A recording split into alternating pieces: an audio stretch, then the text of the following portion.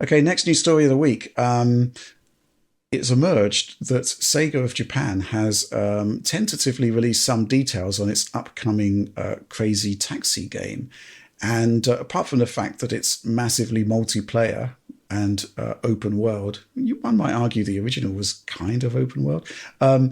There seems to have been some new details emerged via a developer blog, which, John, correct me if I'm wrong, but actually appears to be a recruitment video. Yeah, that's basically what it is. It's just sort of moving the camera between the different teams and sort of posing a question to them, like what are your goals here? What's the atmosphere you're aiming for? What's it like working on the team? And it actually starts off with what's his name, the director of the original game actually involved. He also worked on Top Skater and the Jurassic Park System 32. I think it was System 32 game back in the day for Sega. And then they introduce a bunch of the younger team members and sort of rattle off things about what they're trying to achieve here. And as he says, "Tannaru remake de wa nai," which is not just an ordinary remake. It is now a multiplayer game. Obviously there's still the taxi aspect to it, and it was traditionally sort of a solo game in the past, but they've moved to multiplayer. They don't really give any details so much on what it is in terms of like how this has shifted. My guess is that actually means something. They probably took inspiration from Forza Horizon. If I had to get, yeah, that's a good point. Right? Where because they talk about how it's like something where you want to sit down and have fun and play with your friends. You kind of get the expression and feelings of your friends driving around the city together.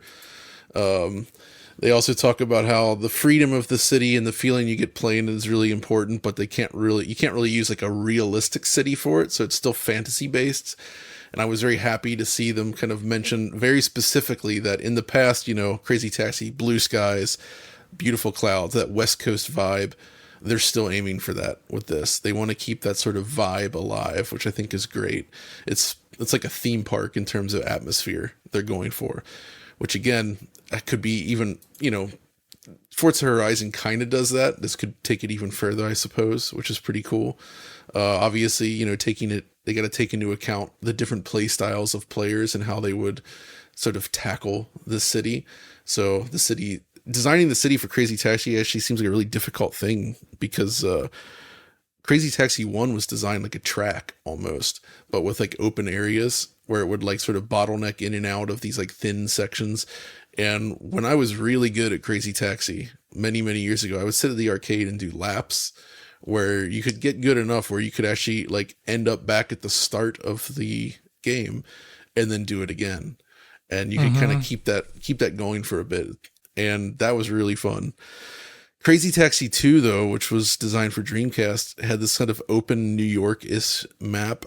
And in fact, the second map created for the home version of Crazy Taxi 1, they just felt like generic open world environments to some degree, where it's like a bunch of crisscrossing streets and city environments, and it just didn't have the flow of the original Crazy Taxi track, which felt like it sort of built on Sega's heritage of arcade racing. And I really hope they understand that specific difference, that just having an open environment isn't nearly as conducive to fun as like building out a city where the city design sort of takes into account.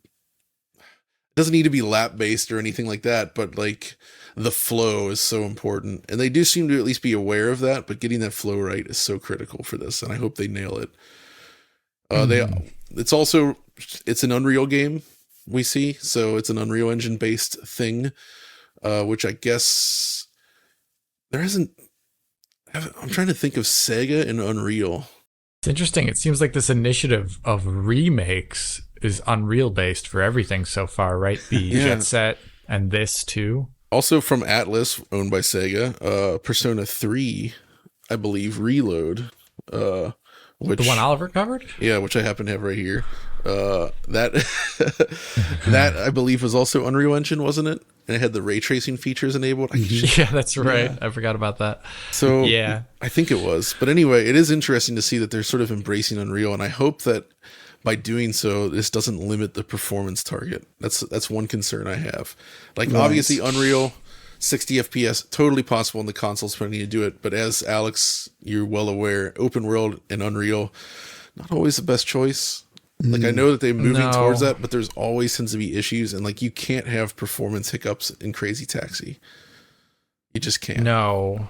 It was like when Forza Motorsport launched, and I just remember loading up the PC version, and there's like traversal stutter in a racing game. I just couldn't believe it. Like, I just couldn't believe it. So you just cannot have that kind of thing in a game like this. And that's what I hope. I hope they, like, arcade performance is the target here.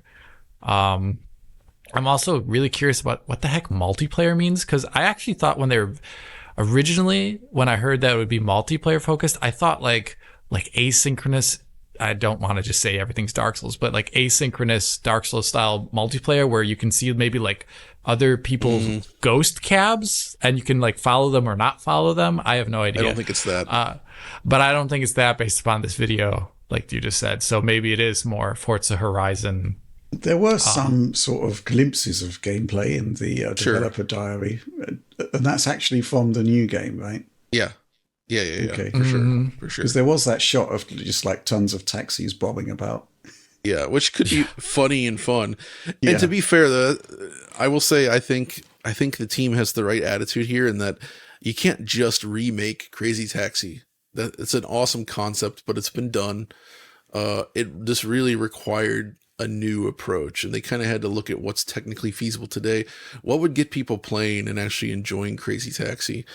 And I'm not saying there is this undercurrent of like the Forzification of racing games, which I'm not a huge fan of, because I love Horizon. I think it's amazing, but not everything needs to be Forza Horizon either, right? But Crazy Taxi is unique enough that it could kind of work. And also in the video, they talked about how, like, when designing the characters, they're putting special attention into them, like what kind of music they like, what are their hobbies like, trying to make eye-catching designs for the cars that you see. It's like, oh yeah, I want to drive this. This looks awesome. And that's a little different than Forza Horizon in terms of, like, I would say the Forza Horizon characters have the personality of like a vanilla wafer. Where there's just like, right? Like they're all like Ryan Seacrest. I don't know. It's like a world full of Ryan Seacrests.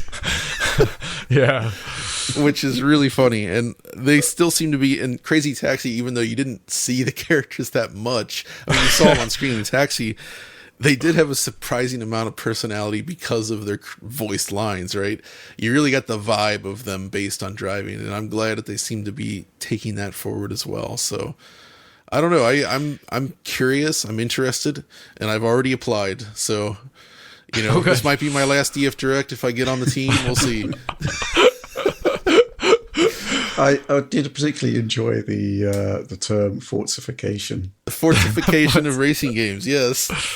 It is a thing, though. When you see someone be that successful as Forza Horizon has been, like, it's kind of hard not to want to do that. I know what you mean. I'd kind of like to see the crazy taxification of Forza Horizon.